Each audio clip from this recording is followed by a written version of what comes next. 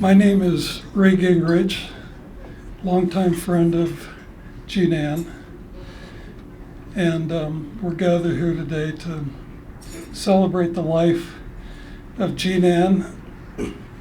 And to get started, I would like to introduce Jeananne's blood relatives mostly from Green Bay. If you could stand and so people know who you are. Dottie and Tom White are Jeananne's cousins. Brenda is Dottie's daughter and Jeananne's goddaughter. And her husband Wes. And Milt Peters is Jeananne's dad's brother. I'm sorry, also Jeananne's cousin. And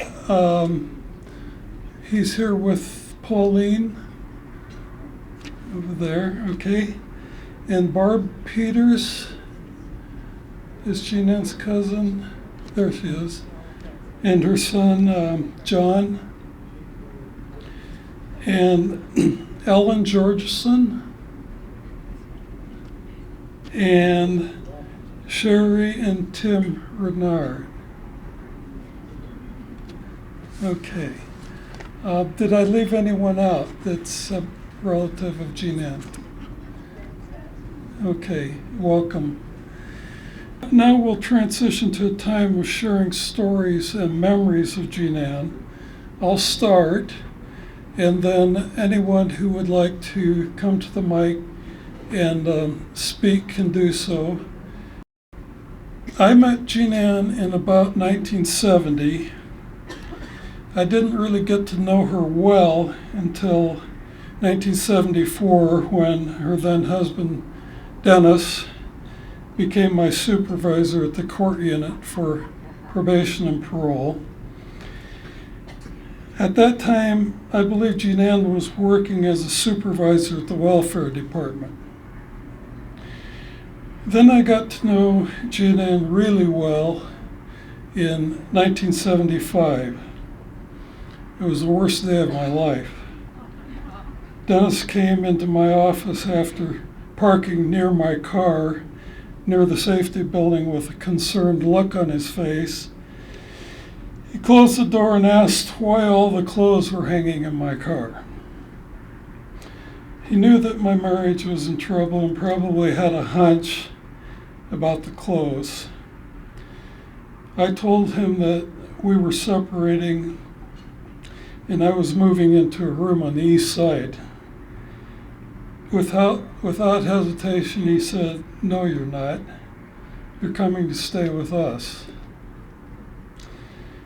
I said, "Don't you need to discuss that with Jeananne first?" He said, "No, I already know what Jeananne will say. You're coming to live with us." How did he know that? Well, because he knew Jeananne to be a compassionate, generous, loyal friend. So it was that I went to live with Dennis and Jeananne. The three of us rode to and from work together. We all worked in the safety building at that time. We ate dinner together. We did a lot of other activities together. After a month or so, I was going to drive my own car to work one day so I could go apartment hunting afterward. And Jeananne asked why I was doing that, and I told her, and she says, "Well, don't you like living at our house?"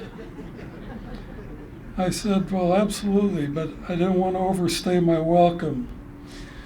I'm sure she was thinking, "You've already done that." But she said, "You couldn't overstay your welcome." I stayed for over a year. As you probably know, Jeananne was not a religious person. She specifically requested that any memorials for her should not be religious in nature. So I want to honor that. While Jeananne did not embrace religious beliefs, she did embrace values consistent with all the great religions. What's more important, in my opinion, she lived out those values.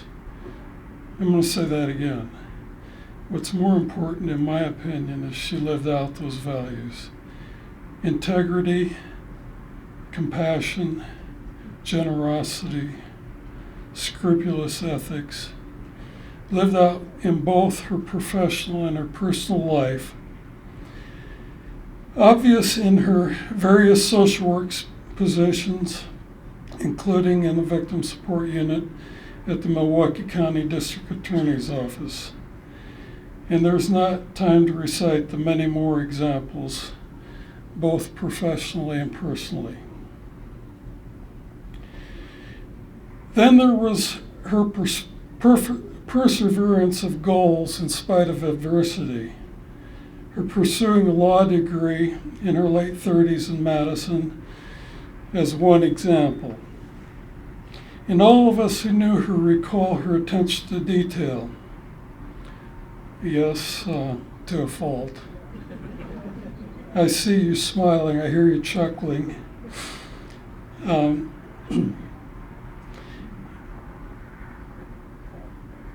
As you recall, you and I both recall her reciting the most minute details in her describing any event.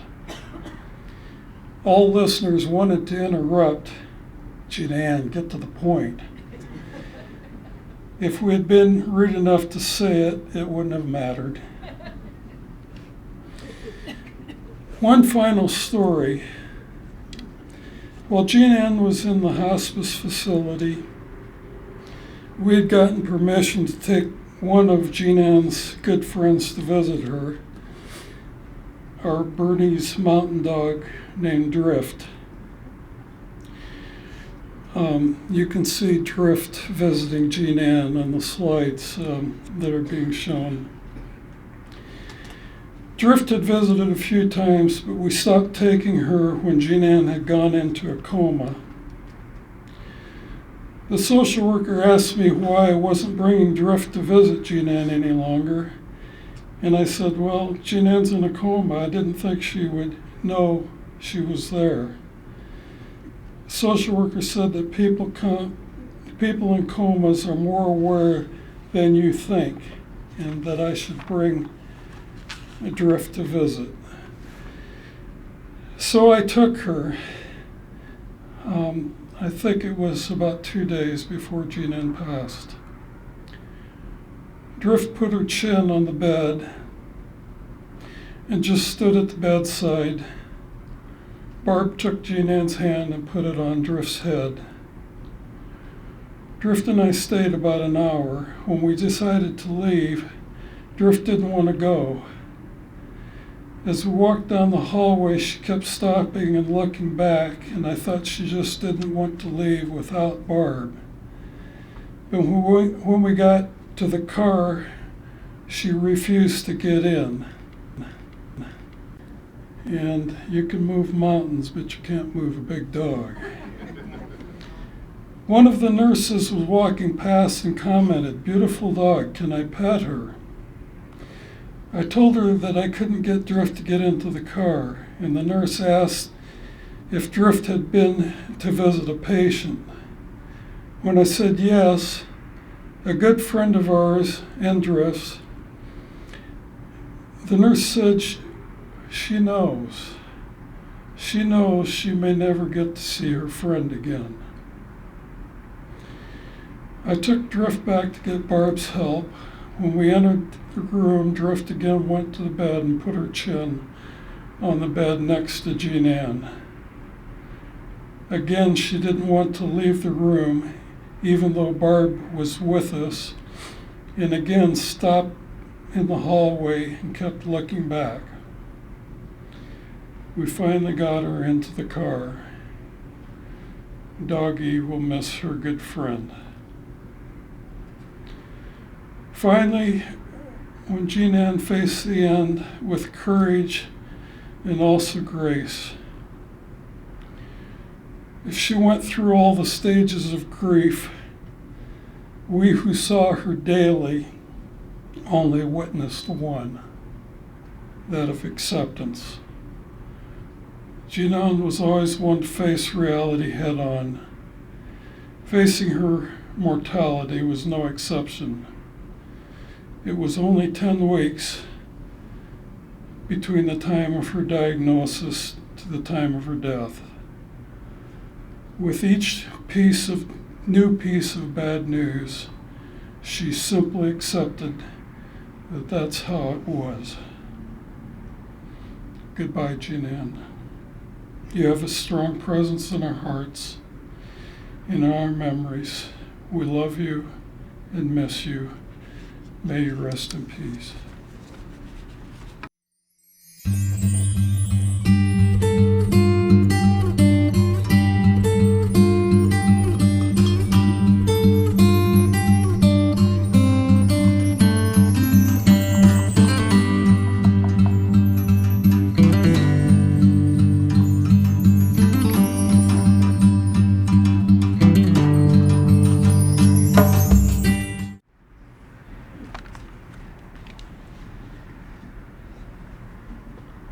I always hate following up on anything that Ray Gingrich does because I can't possibly live up to his explanation of the care and concern that he and Barb White had for Jeananne during her final days. There are so many people, I'm almost afraid to start mentioning names of people who jumped in and offered help. But Ray and Barb were with Jeananne every day throughout the entire ordeal, and it helped her get her affairs in order, which she kept putting off and putting off and putting off. But so many people. Amalia was there all the time. Amalia was her best friend in high school, and also was our maid of honor way back. And Carolyn Nowak and who else? Rose Becker. Oh, Rose. Mary who? Mary Smith. Mary also. Smith, yeah. I knew I'd screw it up. But so many people cared so deeply about Jeananne, as I did. We were married for 24 years. 25. 25? Oh. Screwed that up too. Believe it or not, I was helping to prepare her obituary, and when she looked at it, she was very upset because I got the day of our marriage wrong, and that was a terrible sin. That was a terrible sin. We still loved each other. We were friends. Whenever she needed something, she called me, and that included when she got sick. So I came up 3 or 4 times to see her, and 3 times to see her. As Ray said, she was a very special person, and a lot of her traits that Ray talked about, she got from her parents. For those of you who didn't know her parents, I am kind of addressing this to the Green Bay people more so than anyone else, but many of Jeananne's traits came from her mother, Lydia, who was a sweet, kind woman and faced all of her own life's adversities, 3 bouts with cancer, and just said, well, they'll fix it, you know. And she had the same, Jeananne showed the same sort of courage and matter of fact about her illness as well. Then there was Harold, her father.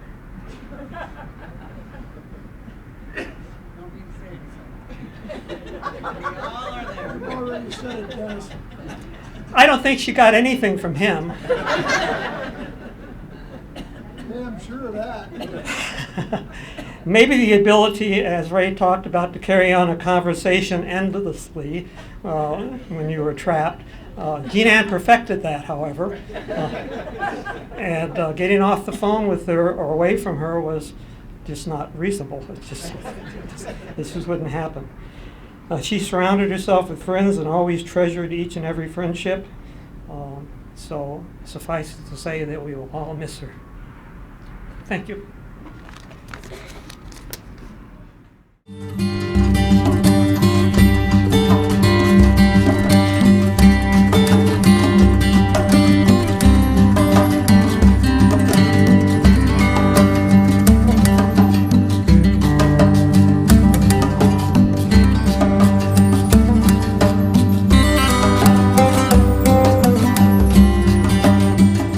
My name is Barb White Gingrich, married to Ray, and he's how I met Jeananne 40 years ago. So we've been friends for a long, long time. Before I get started, though, I wanted to say thank you to the people who made all of the storyboards. A group of her fabulous friends just picked up the ball and ran with it. Again, it's Amalia, Rose Becker, Carolyn Nowak, and Ken Freitag. He did a lot of the pictures. He put a lot of the pictures on a flash drive. Kathy Clary, Mary Smith, Mary Lewis. And also I want to thank Kurt, who's doing the video, and anybody who would like a copy or to get the video online could leave your email address in the guest book and we'll see that you get it. It'll be edited. Probably edit this out. And also for Renee. Renee. Renee is a longtime friend who now lives in Moon, Virginia, and you've seen her pictures here. She sent us a check for the open bar, which there were only 2 requirements for the celebration from Jeananne, and one was that it take place, that it be a celebration, and the other that there be an open bar. So, and I may not get through this, so I apologize in advance. But I spent a lot of time with Jeananne during the last few months, and as Ray said, she handled her illness with such grace and courage. And I think, again, she'd like you to know that she got that from her mom, who was an example to her, especially when her mom was sick. She was very brave and straightforward and courageous. The other thing that Jeananne drew strength from during the last months was the love of and for her friends and family. That sustained her. She had so many friends. Even though she was really weak, she always looked forward to and rallied to entertain her visitors. I mean, she could be weak as a little puppy, and she would get all gussied up, and I'd help her do her hair and her makeup, and she would hold court with her visitors. And at the end, of course, it was in her hospital bed or her hospice bed, but she did it. She loved her friends and her family. When she checked into hospice, she was interviewed by the doctor, and she told the doctor who was interviewing her she said, brace yourself for a stampede of visitors. And he thought she was exaggerating, but of course she wasn't. People rallied to her bedside, and that was so appreciated by her. The other thing I want to mention is her humor. She never let go of it.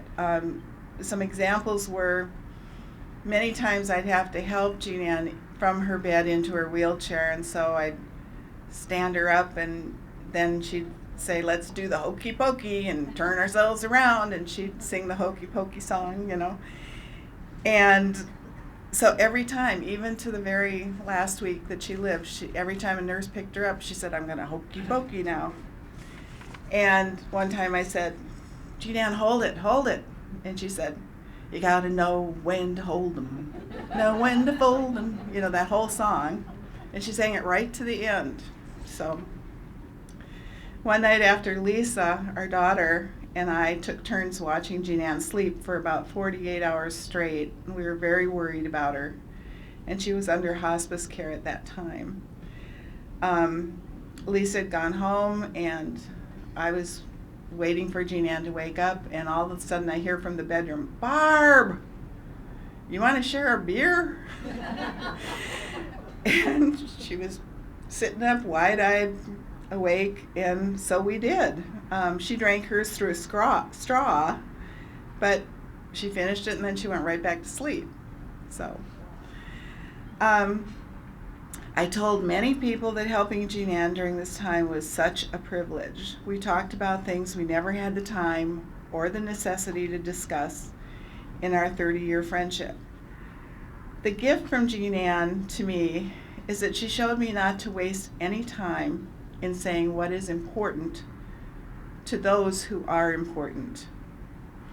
I sincerely hope to honor that lesson, and I thank you, and I thank Jeananne. Thank you.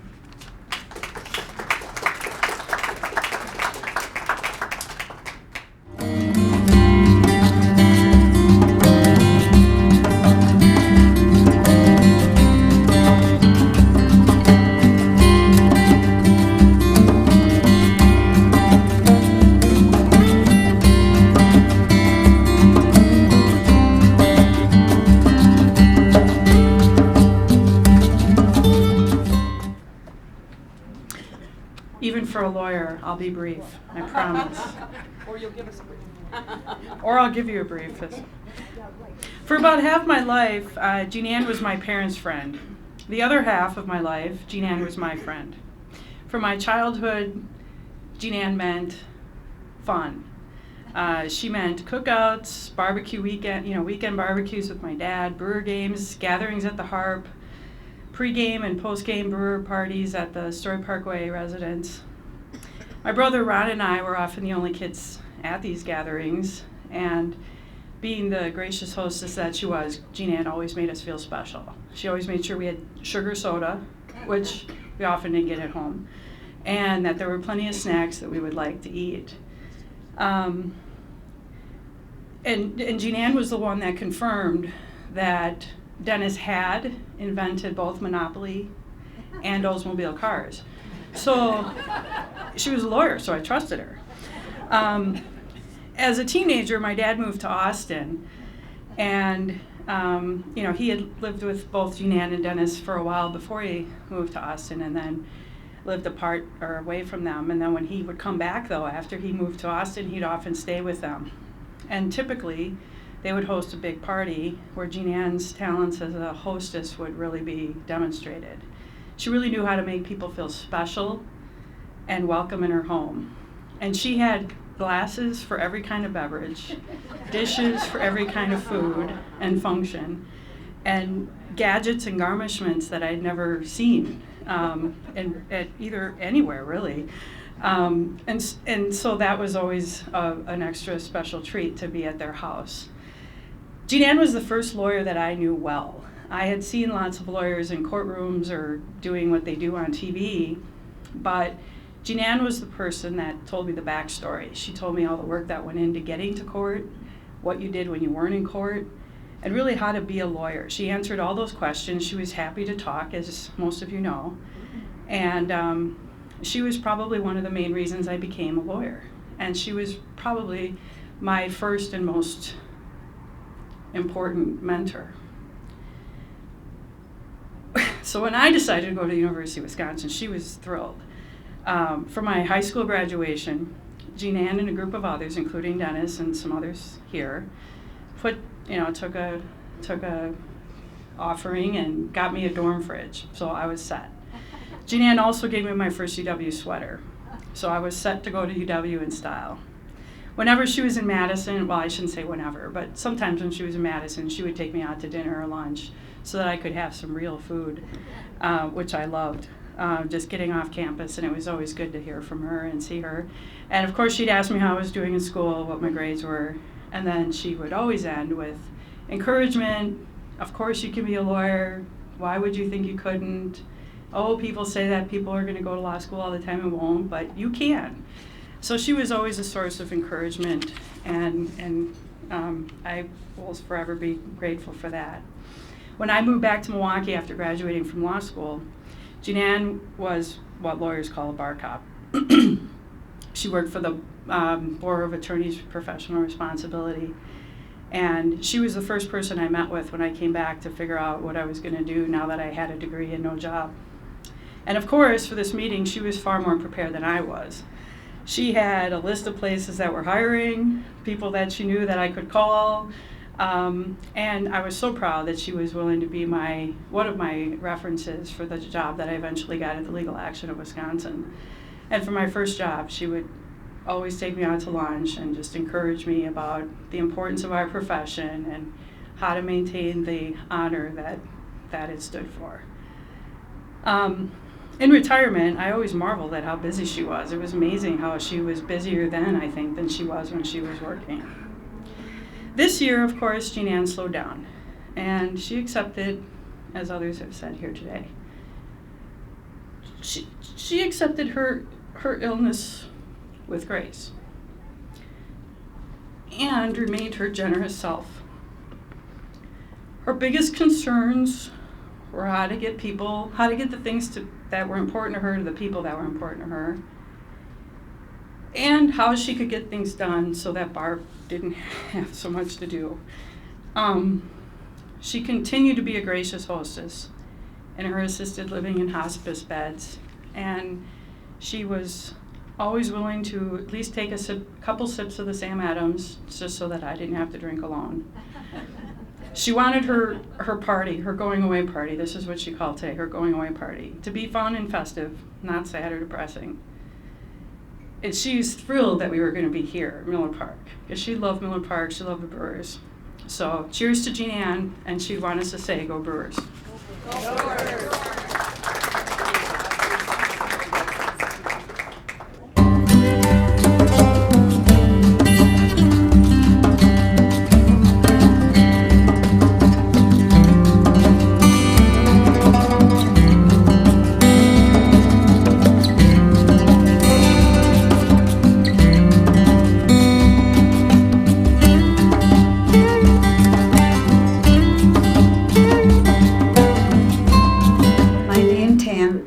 Did not stick, but I'm Amalia. And this is 18-point type, so it's not that long, honest. Jeananne and I met in ancient history class as freshmen at Bayview High School. After the first year, however, she took the more challenging courses, politically correct language. But we did see each other for extracurricular activities and after school. Every day we saw each other. There were three of us, Karen Chandick, myself, and Jeananne. We would meet at one person's locker, then go to the other person's locker, then the other person's locker, and take our books, which at that time we didn't have knapsacks, remember? So there were always arms of books and musical instruments. Then, of course, that was first part. Then we went to the drugstore and we got a cherry phosphate or lime phosphate or whatever, and we rehashed the day's events. Innumerable events, many points of view, and of course, Jeananne remembered them all the best. Then we had to walk home or take the bus, but we walked home. But we lived in three different directions. So at one point, where we all had to decide to go home, it was always hard to decide who was going to walk who further home. So we'd walk each other, like one person would walk the other two a block and then walk back and back. Going home was a 1.5 hour type of deal. She stayed overnight at my house a few times when her parents went to Green Bay to play cards or to go fishing or whatever. We double dated. Her first date was with Charlie, who I know Barb has talked a lot to Charlie, and his picture's up there. Charlie tells me that I introduced them to each other, and they decided to discuss things, and they kept on discussing things. he felt that she was the only woman that he could talk to. And when they entered the class, they continued to discuss, and the teacher just sat down and let them discuss. She saw him after she graduated from university, and they're friends. And when he comes up from Indianapolis, we always get together with Charlie and friends. Later on, she did go to Charlie's house in Indianapolis and met his wife. And so Charlie had the distinction of having dinner or talking to the first woman he dated and the last woman he dated. Lunchtime at Bayview was important. And more importantly, we had to sit at the same table with the same people every day. It was horrendous to think that you would sit at a different table.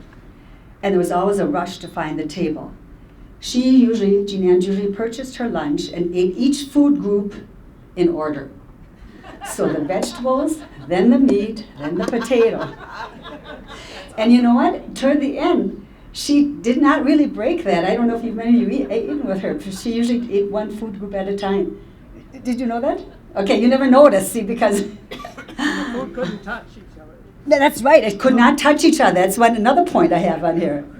And of course, this was noted and commented upon. Football games were a required event, of course, and we took part in them. And we took the bus to football games and took the bus home.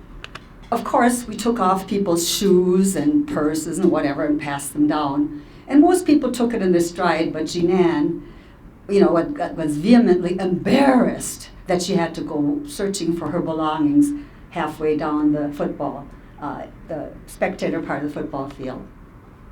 Later on, we got to know guys that had cars, so that was a real boon. And then so after the football game, we went where everyone went after the football game, Al's Custard Stand, which is no longer there. It's called Jessica's now. It's near the airport. We really didn't really date we didn't really date steadily. We went with a group of people that we called the gang, and we had events at each people's houses. But as a senior, she did luck out, or whatever you want to say, she got pinned to Ray Pinchkowski, but it only lasted for the summer. He went away to Dartmouth, and she went to Madison. Neither parent had the opportunity to go to school. Neither Harold nor Lydia had to go to school. So as Charlie said, that it was not an option. She wanted to go to college. And she was a National Merit Scholar, but not a finalist, and did get the KNAP scholarship. I'm not sure if I'm pronouncing that right. It's KNAP, from Madison campus, and she began college in September. We graduated in January, so from January to September, she got this wonderful job at Northwestern Mutual Life because of her great math skills. And of course, I've told some stories about her, and she's not here to defend herself. And if she were, she could tell stories on me, but her stories would be longer, right, Ray? So with that, I will just say that I will miss her very much. And I have great memories of her, all related to Bayview in high school and later years when we did other things together, like go to operas and stage plays. Thank you very much.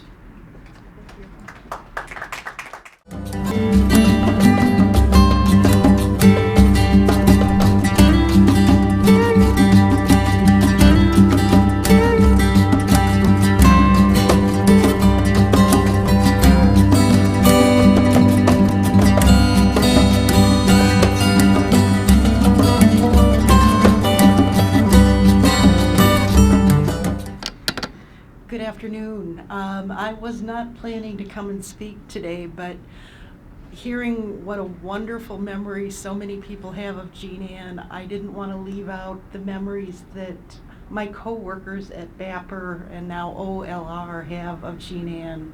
She was an absolutely incredible boss. When I went back and looked at our memory book, all I have are pictures of the parties that we have. People question, did you ever work? The answer is yes, occasionally we got some work done, but the planning that Jeananne put into every special event made working with her absolutely incredible. Every person who worked for Jeananne was so blessed by the experience of someone who was so giving, so generous, so supportive in getting the work done, but also in recognizing that we have personal lives and that the people we work with are the people we spend more time with than anyone. And that it's important to celebrate the little milestones that come along in all of our lives. We celebrated birthdays, we celebrated vacations, we celebrated weddings, babies, birthdays of children. Whatever came along, it was a reason for a party. And I want you to just know that Jeananne was the most incredible, incredible boss. And I miss her very much. Thank you.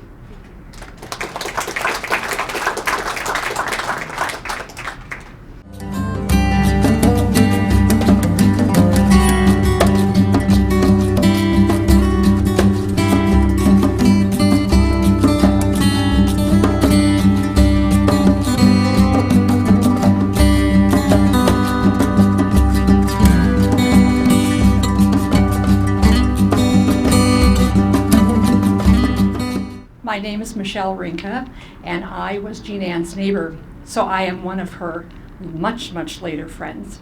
So I moved next door to her in 2010, and it took us a little while to get acquainted, but we ended up spending many, many, many hours on our patios, just talking, telling funny stories.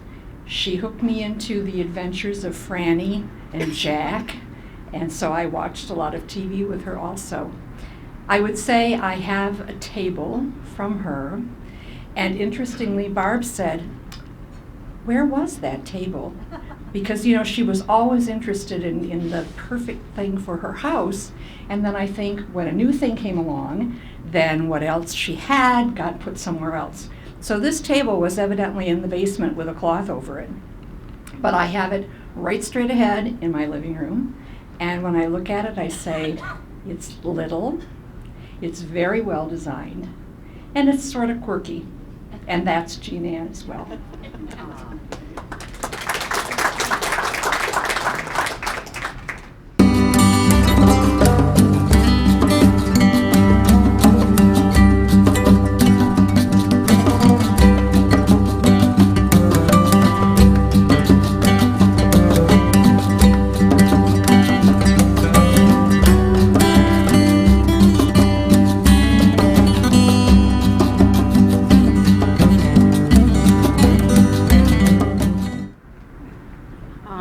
I'm Rose Schroff-Nagelbecker, and I only took half my Ritalin today, so I'll be jumping around.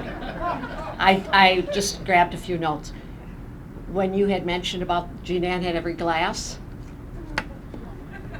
she had Barb bring 4 of those glasses on one of my visits to hospice, because she thought I should have them.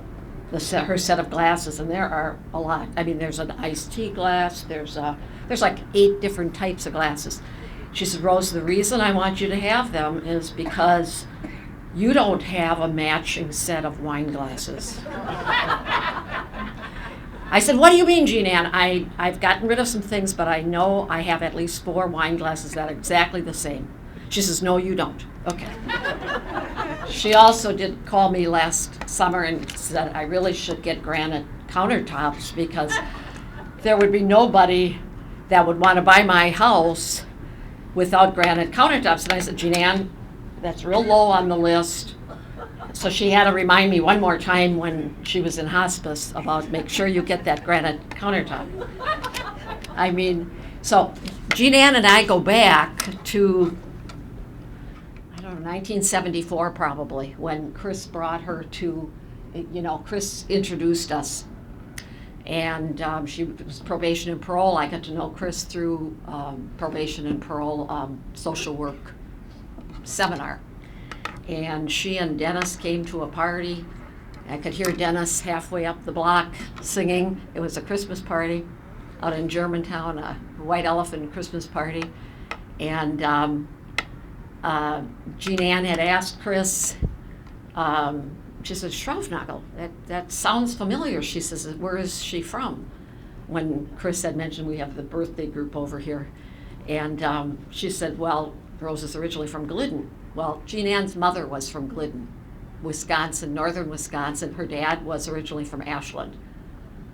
And so I was really, we had that Glidden connection, and that was her mother, Lydia. I didn't really know very well, but her mother was raised in Glidden, and she left at fairly young because her mother died, so Jeananne never got to meet her mother's mother. But it was kind of neat because Jeananne would go to Glidden with me once a year and help out with Oktoberfest.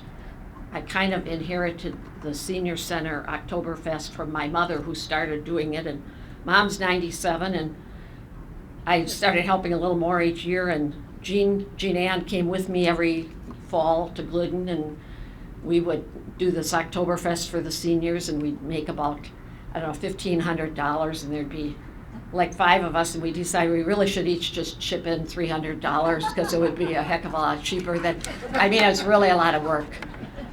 And Jeananne went through all of her stuff and brought prizes along. We always had to have at least 100 raffle prizes, and so anyway, she got a kick out of coming to Glidden, and my brother-in-law is kind of the historian of Glidden, and it was kind of neat because he knew her grandfather, he knew a couple of her uncles. I went to school with her first cousin, Cheryl Straits. So she really liked the roots, and her mother would send her to Glidden during the polio scare. And I didn't know, but I don't think any of her cousins from the Schneiders are here. It's just from Dad's side. And her Donnie Lorge, her first cousin, she would stay with Aunt Irma, and Aunt Irma made Donnie take Jeananne, his younger cousin, to a movie. We had a movie theater in Glidden, and on the way home, he dangled her over the bridge. And Donnie was hell on wheels. So anyway, I said, "Your cousin's with Donnie?" I said, "I was afraid of him my whole life." Well, anyway, like I said, I'm jumping around here. Okay, so shop till you drop, right? Okay, so she had Amalia bring some new slacks over when she was in assisted living, because she needed new slacks. And one of the cutest things was she had gone to lunch at assisted living again. She was only there maybe 2.5 weeks. And she told me, she says, "You know that one top I have, with the, she says, and I liked it so much I bought 6 of them. That just a little different." She says, "One lady had that on in the dining room today." And she was very concerned that her best things came over so she could dress appropriately for the dining room at assisted living. And then she had Barb and Ray take her shopping from assisted living to buy a new dining room table and a recliner. And they graciously conceded, and I kind of got a kick out of that because Jeananne was still buying stuff the last 2 weeks of her life, right? I mean, the top, you come to the nursing home, the hospice, and she's got this real cute pastel pajama top, and she had just gotten, because she sent Barb out to do some shopping for her. So anyway, Jeananne was, and I was single till I was 51. Okay. And Jeananne and I talked all the time about, not all the time, but periodically about dying alone. And being an only child, she was afraid of dying alone. And she didn't really use those words, but you could tell there was always that element of fear and nobody had more visitors than Jeananne, and I thought it's that friendship that she had so many friends, and she treated each friendship was extremely important to her. And I think it's going to hit all of us at different times. I get choked up once in a while. Lots of times things go on and it's just fine. It's like, well, but then I think there's a little part inside of us that, and when we were doing her house and trying to get it on the market, there were a bunch of the birthday club people, and we would all get her stuff, and I around 2:00 in the afternoon can I borrow that glass there? I would get real sad because I thought, we're taking all of Jeananne's precious things, and she could describe this glass for 5 minutes. And I thought, but then I started thinking, that's not what's important. What's important was our friendship with Jeananne, and she did treasure those things, and she enjoyed them. But it kind of comes and goes. I think Jeananne was that type of person. She was within you, and I think she'll stay within us. So.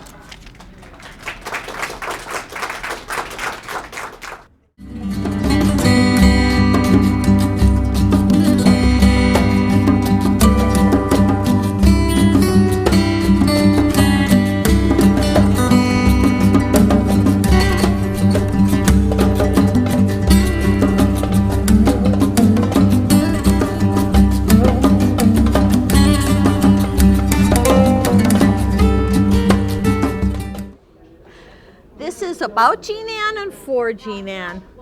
I remember shortly after I started to work at OLR, well, it was BAPR at that time, she came into work and I was sitting at the second desk when she first came in, and she was just distraught about her car.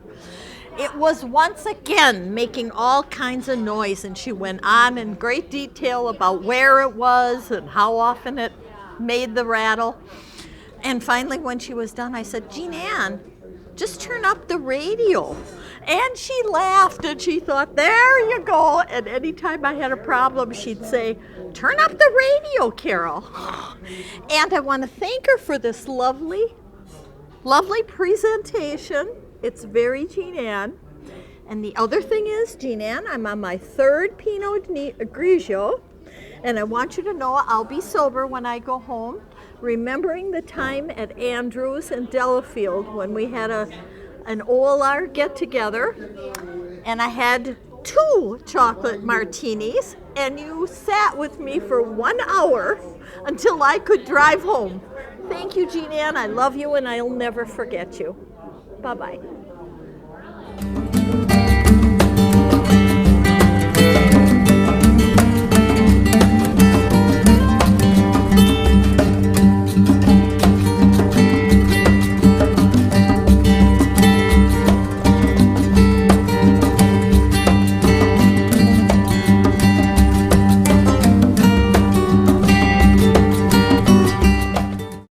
I'm Kathy Clary, and I got to know Jeananne through our probation and parole friends, and we eventually became part of the birthday group. But the way I really got to know Jeananne was coming here to the Brewer games with her. She invited my husband and I to take in Brewer games, and we really had a ball. But did we watch the games? No. My husband Richard would watch the games, and Jeananne and I would sit and discuss everything from books we read, to politics, to the food, to the recipes, and all back again. Once in a while we'd glance at the game and comment on it, but more than anything, we really formed our friendship, our love of food and cats and friends. And so when Jeananne was in hospice, she used to accuse me of stalking her because I called her constantly, and she gave me permission finally to come and see her. And she really handled her final days with so much dignity. And what did we talk about? Food, our cats, where we were going to eat before the next Brewer game, the birds we saw. We kept making plans for the future about how we would continue to build on our friendship. Jeananne was a great friend. So here's to you, Jeananne. We're hoping for a winning season.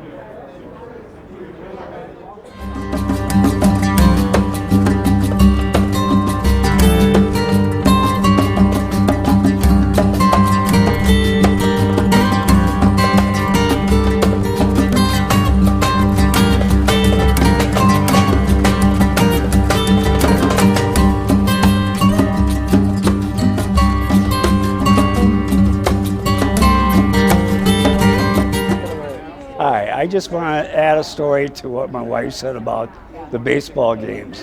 One day we went to the game and Jeananne went to get a bratwurst, and the hot dog man came down with $1 hot dogs plus $1 Cokes. And she came back and said, "Where'd you get the hot dogs so quick?" And I said, "A guy came by selling hot dogs for $1. So she wolfed down her bratwurst and ordered some hot dogs. I'll never forget that. It was just the funniest thing I ever seen. And that's all I got to say. It was a good time. She always had a good time with her. And she always talked during the whole game to my wife as I watched the game. But it was a good time. That's all I got to say. Thank you.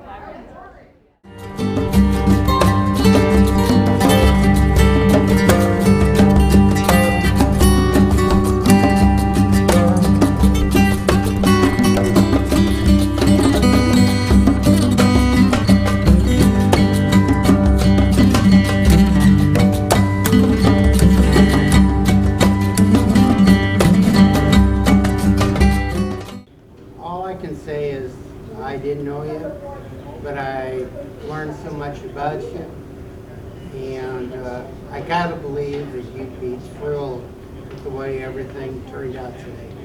It sounds like it turned out exactly what you want. Everyone laughed, everyone cried. It's a great celebration of life, and thank you.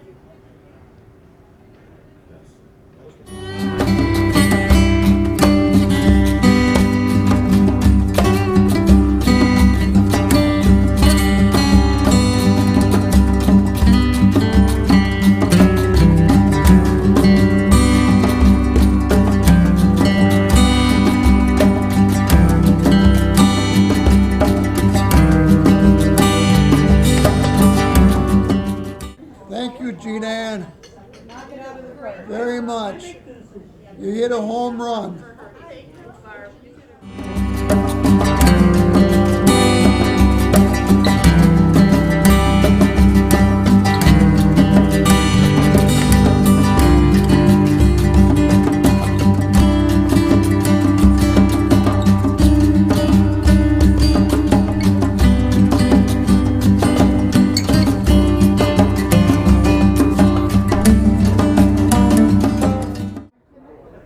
Here's to Jeananne from the birthday club.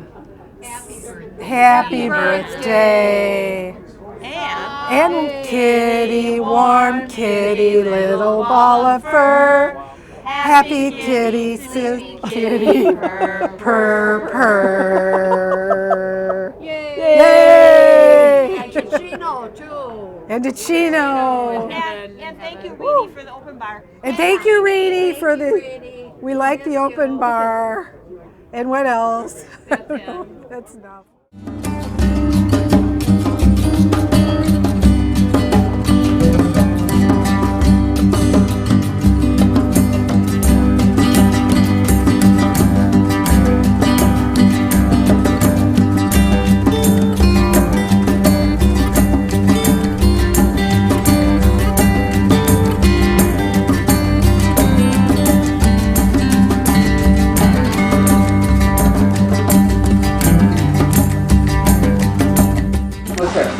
Now, who wanted to know what she was doing? Because I've got her phone number now. Oh, and where's that big picture that we just showed you? I got that one. I'm going to have Okay, speak up, Mary. Mary's telling us about her trip. Kathy wanted to know what was my favorite